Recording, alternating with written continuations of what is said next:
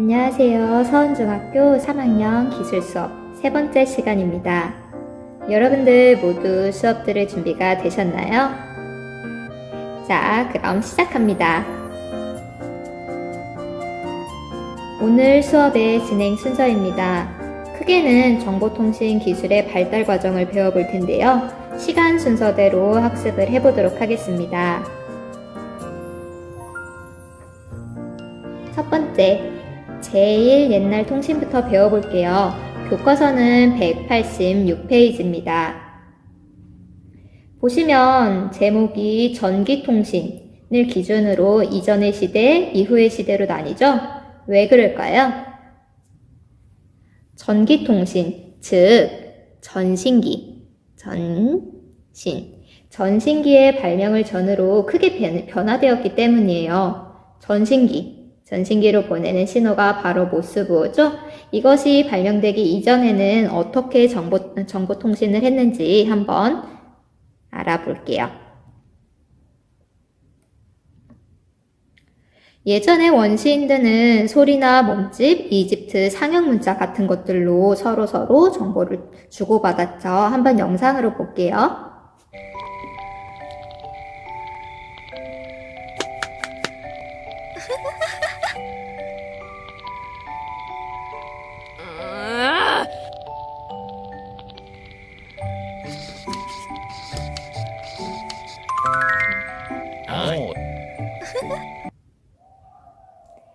이렇게 정보 통신을 해오다가 더 발전해서는 문자를 발명했고, 그러다가는 인쇄를 해서 정보를 대량으로 전달을 하게 되었죠.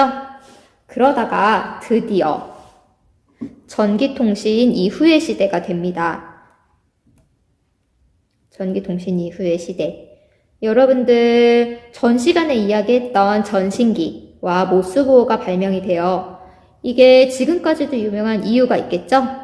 엄청나게 큰 전환점인데요. 이게 세상을 바꿨다고 할 수도 있는 진짜 큰 발명이에요. 그래서 유명한 영화들, 인터스텔라나 타이타닉, 기생충 등등등에서도 영화에서도 굉장히 많이 등장을 하고 있어요. 이게 뭐라고요? 네, 맞아요. 전신기예요. 전신기. 실제로는 이렇게 생겼다고 해요. 보시면 여러분들 전신기 만들어보기 이런 프로그램들도 꽤 많이 등장해요. 근데 이 전신기는 전기 신호를 전달을 하는 거였어요. 그러다가 뭐가 발명이 됐을까요? 이게 뭔지 아세요? 본 적이 있는 사람들도 있을 거예요. 박물관에서. 이거는 전화기예요. 전기 신호 대신에 음성 신호를 전기 신호로 변환해서 전달을 해주는 장치였는데요. 대단하죠. 전기 신호를 음성 신호로 바꾸는 것만 해도 정말 대단한 거일 텐데요. 예전에는 이렇게 촛대 모양으로 생긴 전화기였어요.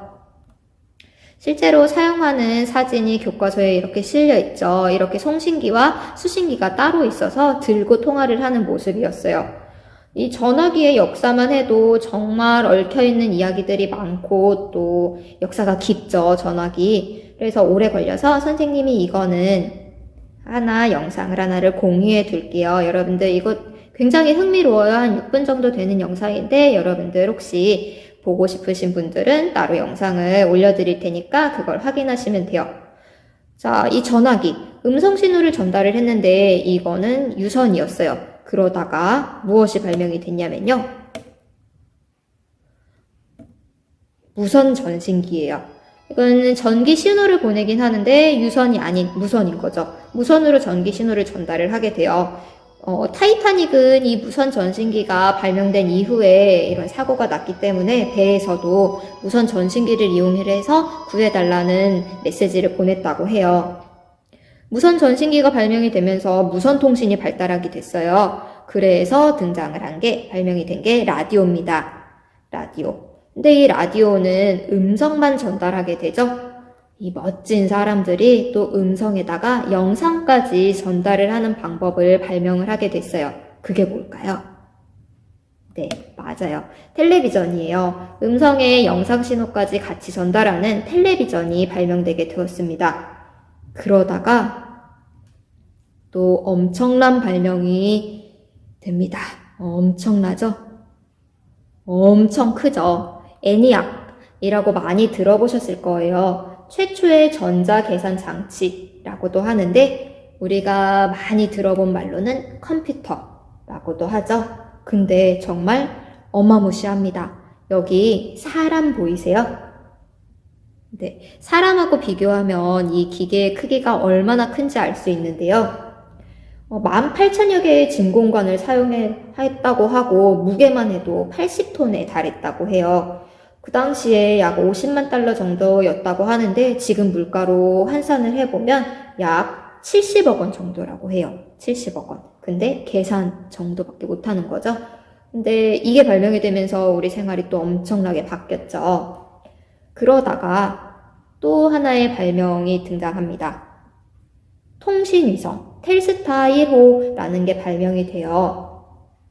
이게 갖는 굉장히 중요한 게 뭐냐면요.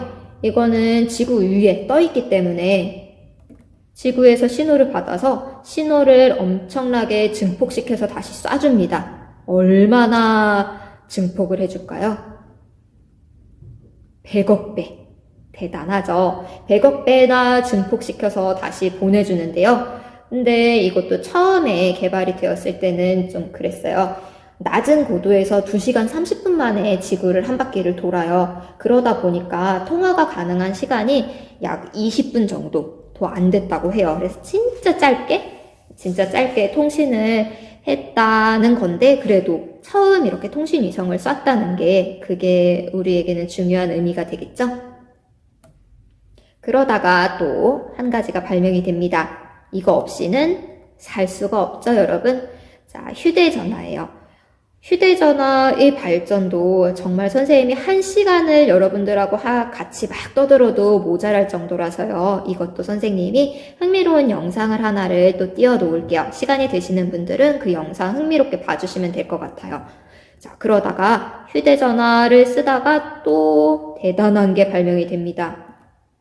월드와이드 웹, WWW라는 거 들어보셨죠? 지금도 우리가 사용을 하고 있어요.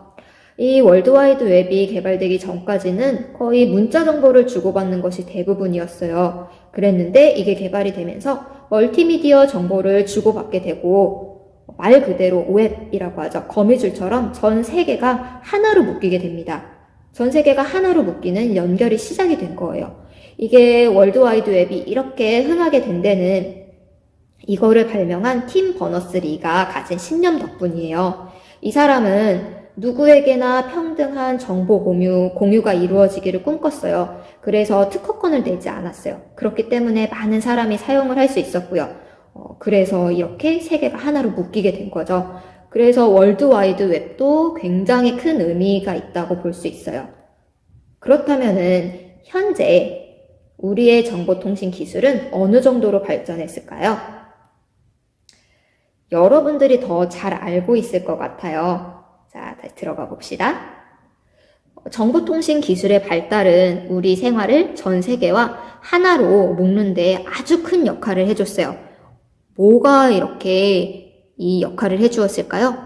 네, 방금 배웠던 월드와이드 웹이겠죠? 거미줄처럼 온 세계가 하나로 묶였다고 보시면 돼요. 또 정보통신 기술이 발달하면서 정보나 지식 생산이 굉장히 중요했었어요. 그래서 이것을 바탕으로 부가가치가 창출되게 되고요. 우리 지금은 정보나 지식을 사고 파는 세상이 됐죠. 또 사회발전의 원동력이 돼서 인류의 삶과 생활 방식에 많은 영향을 줬다라고 하는데 정말 이 정보나 지식을 가지고 일하는 다른 산업이 생기기도 하고 정말 많이 바뀌고 있어요.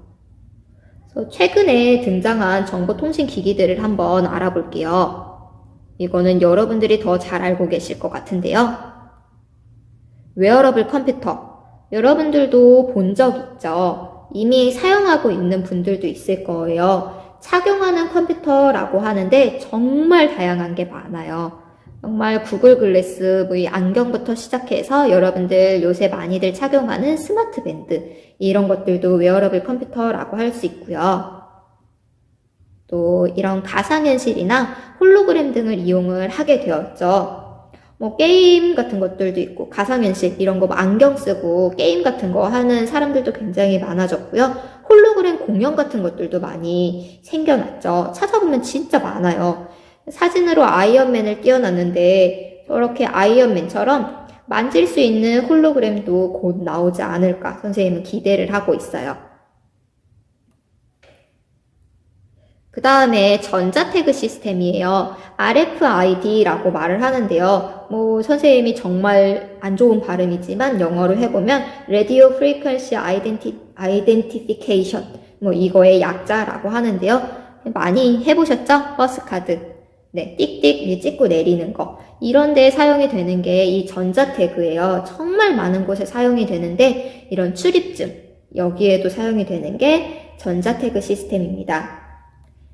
또 책에는 스마트 그리드라는 것도 나와요. 이거는 전기를 생산하고 운반하고 소비하는 과정에 이 과정에 정보통신 기술을 적용하는 거예요. 그래서 공급하는 사람과 소비하는 사람이 정보를 서로 교환을 해서 효율성을 높이는 지능형 전력망이라고 보시면 될 것 같아요.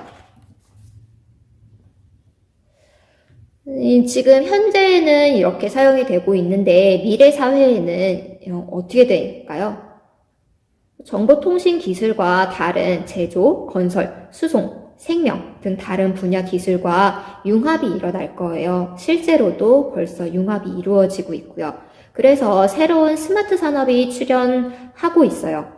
고도의 지능화된 정보사회로 가는 거죠. 이런 거를 스마트 컨버전스라고 불러요. 스마트 컨버전스, 정보통신 기술이 다른 분야의 기술과 융합하는 이런 걸 스마트 컨버전스라고 부르고 있어요. 자, 그러면 어떻게 융합을 하고 있는지 그 예들에 대해서 한번 배워볼게요. 정보통신 기술과 제조 기술을 융합하면서 이런 게 등장했어요. 스마트 공장, 사물 인터넷 들어본 적이 있을 거예요. 스마트 공장은 제조의 전 과정을 정보통신 기술로 통합한 공장이에요.